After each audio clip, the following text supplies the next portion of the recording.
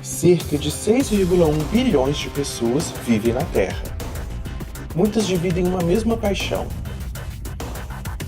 Gera muito dinheiro e move multidões.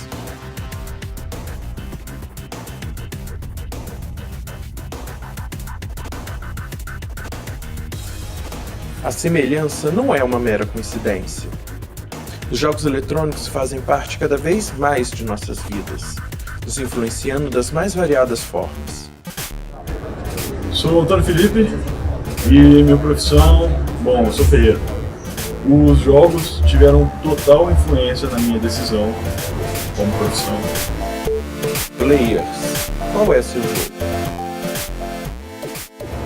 Um dia, ser ferreiro foi um hobby.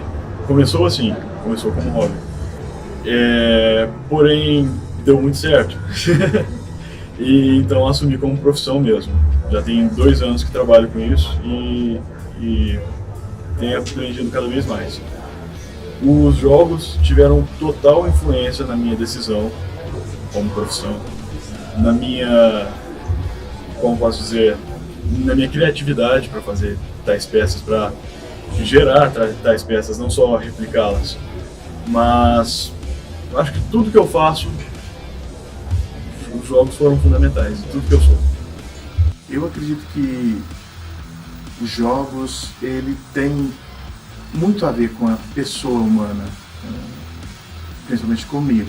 Eu acho que desde pequenininho eu lido com jogos, né? Seja pular amarelinho, né? Seja brincar na rua de bola e ultimamente jogar futebol pelo computador.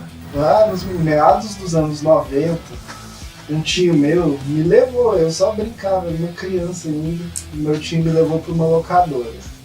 Nessa locadora tinha um pessoal e o jogo que não parava de ser jogado era Street Fighter 2. Street Fighter 2 era uma mania, em todo lugar que você olhava tinha ele. Eu cheguei lá, que ele foi o meu primeiro contato com o videogame, eu fiquei louco.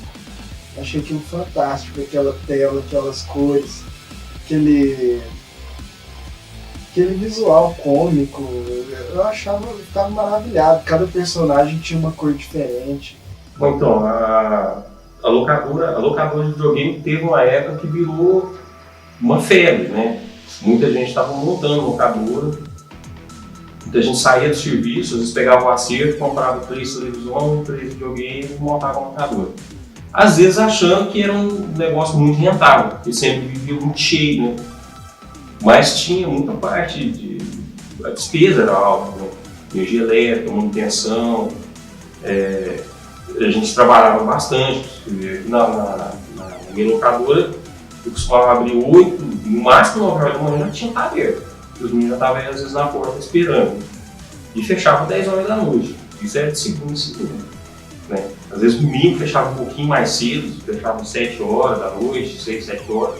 Mas funcionava todo dia, feriado, sábado, domingo, não tinha folga.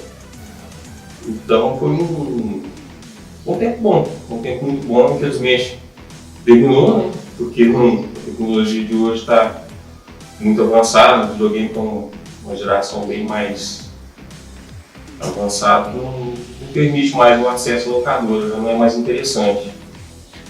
Mas foi muito bom quando pulou.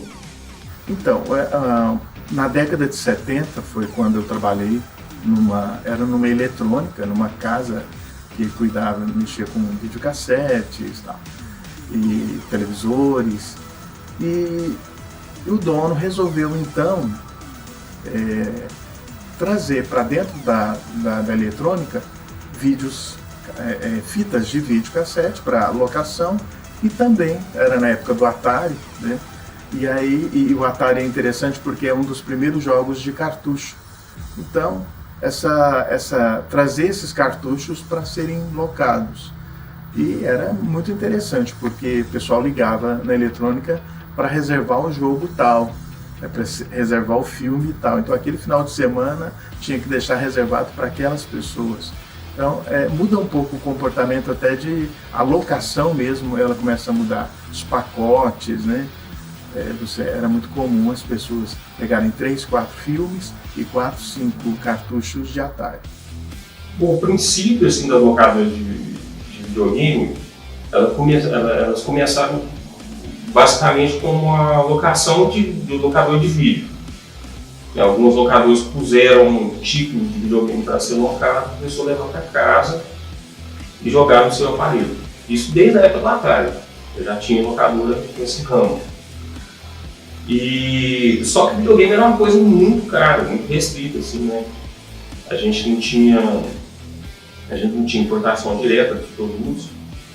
Eram vendidos, ou o pessoal trazia dos Estados Unidos, né? Ou até mesmo do Paraguai, os aparelhos, por causa dos impostos. Mas mesmo assim era muito caro. Então pouca gente tinha condição de ter um videogame em casa, né? Era o sonho da molecada, né?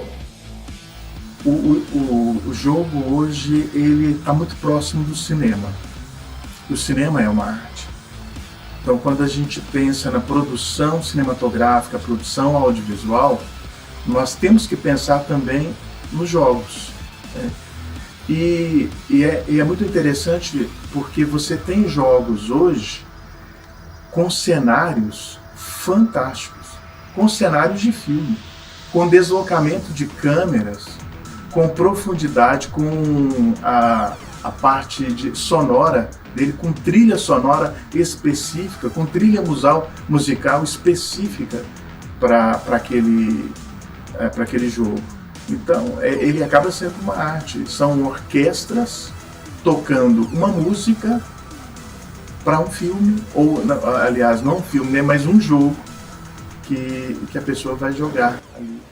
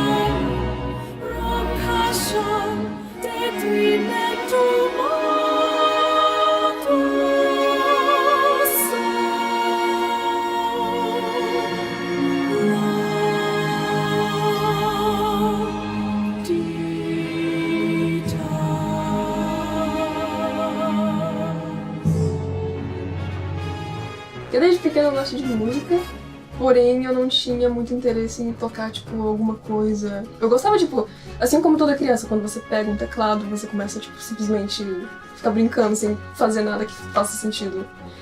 Quando eu comecei a escutar mais músicas de jogos, quando eu comecei a prestar atenção, etc., eu fiquei...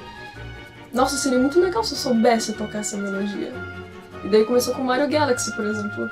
Hoje em dia, infelizmente, eu não lembro mais de Mario Galaxy que eu tocava, porque eu tinha mais ou menos uns 10, 11 anos.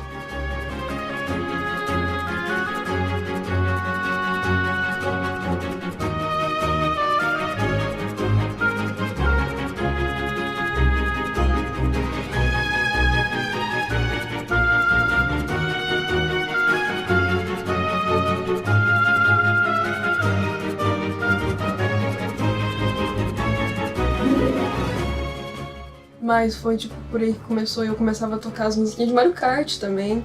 Daí foi meio que crescendo e enquanto meu gosto musical ia mudando, o de jogos também ia. Por exemplo, quando eu comecei a chegar, foi mais ou menos em 2015 que eu comecei tipo, a ficar ficcionado por Castlevania, foi quando eu comecei tipo, a gostar mais ainda de música clássica. Porque eu sempre gostei de música clássica, apesar delas serem tipo, mais difíceis de aprender no piano ou em qualquer outro instrumento. Porque era meio que uma saída, porque as músicas de Castlevania não só me lembram de bons tempos, como eu gosto do jogo, mas também tinha um pé na música clássica, então tipo, era uma combinação perfeita.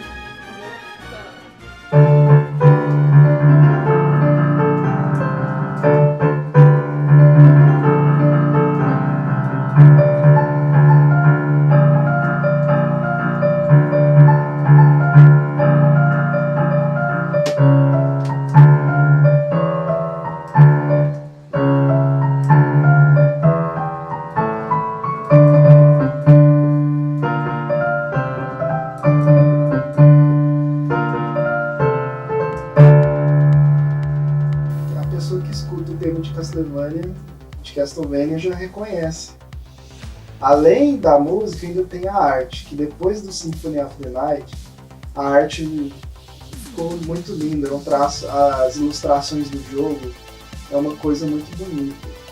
Pintura também, eu comecei por causa de Castlevania. Eu não gostava tanto de pintura, pra mim minha arte podia ser tipo preta e branca, tá tudo bem. Agora quando eu quero fazer alguma coisa mais detalhada, eu realmente, tipo, pelo menos eu treino, eu pego um pedaço de papelão, eu vou experimentando com tinta a óleo e vira o que vira, apesar de não ser tipo profissional, mas vira alguma coisa. E por mais estranho que isso pareça, eu não gosto muito de lápis que tem muita cor, eu prefiro aqueles mais baratos que você custa colocar cor, porque fica mais na atmosfera do que eu quero passar. Por exemplo, naquele desenho que tava ali do lado. Eu fiz em 2016 pra um show de talentos na escola. Foi incrível aquele ano.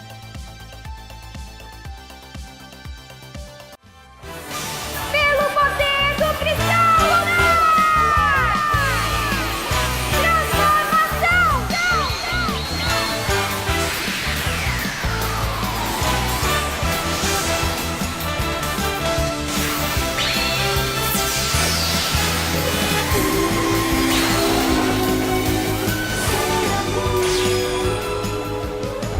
Meu nome é Tatiane e eu faço cosplay. Me identificar com os personagens. Um pouco da cultura deles, da forma deles de se comportar, até a amizade você vê que é diferente. E isso me interessou a fazer cosplay. De games eu ainda não fiz. Mas Sailor Moon, por exemplo, tem um jogo. E nossa, quando eu conheci o jogo de Sailor Moon, tem muito tempo, deve ter mais de 10, 12 anos. Foi outra coisa que me empolgou também a fazer o cosplay. Porque, poxa, tem o anime, tem o videogame, por que eu não poderia fazer o cosplay? Meu nome é Nazareno Victor, eu sou conhecido mais como Nasa Victor. Eu gosto muito de jogos, eu venho lá do tempo do Atari, do Super Nintendo, do Mario mesmo, Mario Kart. Aí o meu lado meu que eu mais gosto é mais importado. Eu venho lá do Game Boy Color, meu Game Boy Color verdinho, eu tenho o Advance, eu tenho o SP, de abrir, tenho o PSP também. Agora eu tenho o 3DS, eu também agora estou com o meu Nintendo Switch. Eu posso jogar, como vocês falaram, né, em qualquer local, ou então jogar em casa vendo com os amigos. Eu digo Switch mais pelo nome, você pode escolher como você quer jogar com ele. Eu estou jogando na televisão de casa, e meus pais querem assistir televisão, eu só desconecto da dock, vou pro meu quarto e continuo jogando, onde eu parei.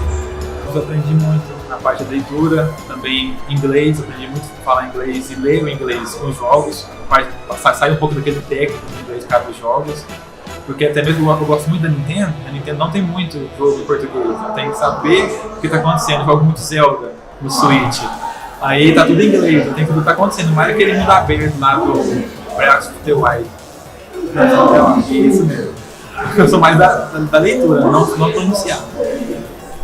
Aí acabou que chegou num ponto que eu tava jogando o jogo com uma história profunda, lotado de texto, tinha hora que você precisava ler páginas. Aí como que eu fiz isso? Joguei com o dicionário de inglês do lado. Aí acaba que o inglês meio que se infiltrou, eu virei autodidata não, porque aprendi com o dicionário ou com o jogo. Na época eu tava curioso com o japonês, mas aí esse jogo, cada coisinha no menu, cada item, eu não fazia ideia do que eu tava fazendo. Aí acabou que eu estudei japonês e aprendi o básico. Não aquele básico de viajar, de conversar com as pessoas em Tóquio, mas é aquele japonês que eu sei pelo menos ler o nome de uma fruta. Ler uma expressão simples do tipo Hajimemashite, prazer. Com a acessibilidade cada vez maior de jogos e plataformas, surge uma demanda e, ao mesmo tempo, oportunidade: a criação de jogos no mercado local. Cursos de criação de jogos digitais começam a surgir em várias regiões. Tá, eu comecei a pesquisar mais sobre desenvolvimento de jogos. Eu vi que tinha muitos programas que faziam jogos. Então eu comecei a fazer pequenas pesquisas, pequenos protótipos, alguns projetos, para eu entender de fato o que era desenvolvimento de jogos. E eu comecei a perceber que aquela profissão, aquele desenvolvimento que eu estava fazendo na frente do computador podia, de alguma forma, acarretar na minha vida profissional. E após alguns anos de estudo, eu decidi realmente, eu entendi que a minha profissão, o meu objetivo de vida teria que ser um desenvolvedor de jogos. Bom, a história é bastante diferente. Eu comecei desde pequeno, eu sempre gostei muito de esporte, eu sempre fui aficionado em competição, mas eu nunca fui aquele cara que queria ganhar, eu sempre queria fazer o meu melhor. Se o meu adversário ganhasse, era porque ele era melhor que eu teria que treinar mais. E atualmente eu levo as speedruns principalmente como eventos beneficentes. A Brasileiras Game Time no Brasil é uma empresa que faz eventos beneficentes de speedrun e eu tenho orgulho de falar que eu participo desses eventos, eu sou um runner. Atualmente eu faço jogos brasileiros, então esse é um dos motivos que eu estou aqui na faculdade, porque eu também preciso aprender mais sobre os jogos. E os eventos beneficentes a gente ajuda pessoas como eu e a gente também ajuda pessoas que têm outros tipos de problemas. É isso. Com o advento dos jogos online, surgem também os eSports, competições profissionais que não se diferenciam em nada dos esportes tradicionais. Hoje eu vim a um evento pelo fato que o campeonato Minas LOL vai acontecer e eu estou na final, aí é presencial, tive que comparecer. O esporte está ganhando espaço no mercado e eu creio que isso vai melhorar na questão dos jogos e futuramente ver que um joguinho de computador não é só um joguinho, mas sim um esporte mesmo.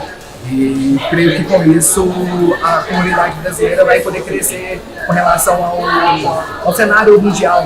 Bom, como é a final do League of Legends, meu namorado foi no final, eu vim acompanhar ele e é a primeira vez também que eu venho na casa. Então pra mim está sendo um prazer conhecer tanto o jogo quanto a cultura coreana que a Katsu trouxe pro evento.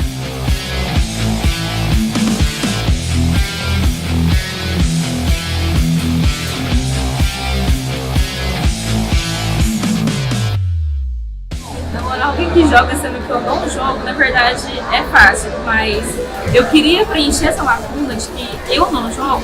Ele já tentou me fazer jogar, mas por conta de alguns fatores eu acabei não conseguindo.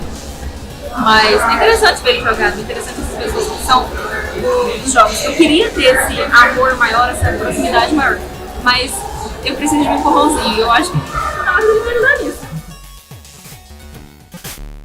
Hobby, passatempo, em seus mais de 40 anos de existência no país, os jogos eletrônicos cada vez mais ampliaram seu alcance, se tornando uma espécie de nova mídia, sendo um misto das outras existentes. Áudio, vídeo, narrativa, interação, tudo isso combinado em um pacote. Cresce cada vez mais em qualidade e conquista não nichos, mas todos os públicos. Inúmeras maneiras de jogar encantam e movem as pessoas, dando a elas novos campos a serem explorados, novos jogos a conquistar. Players, qual é seu jogo?